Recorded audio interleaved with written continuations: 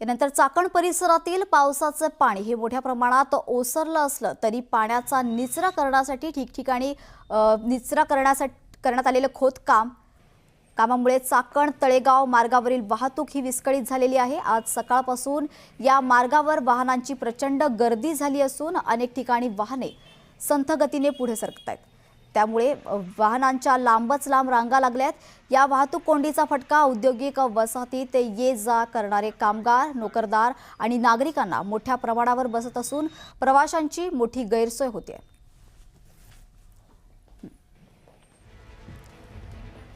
चाकणमधले दृश्य आहे। चाकण तळेगाव मार्गावरील वाहतूक विस्कळीत झालेली आहे। चाकण परिसरातील पावसाचं पाणी मोठ्या प्रमाणात ओसरलं असलं तरी पण पाण्याच्या निचरा करण्यासाठी ठिकठिकाणी करण्यात आलेल्या खोदकामामुळे चाकण तळेगाव मार्गावरील वाहतूक ही विस्कळीत झालेली आहे। आज सकाळपासून या मार्गावर वाहनांची प्रचंड गर्दी झाल्याचं चित्र पाहायला मिळालं।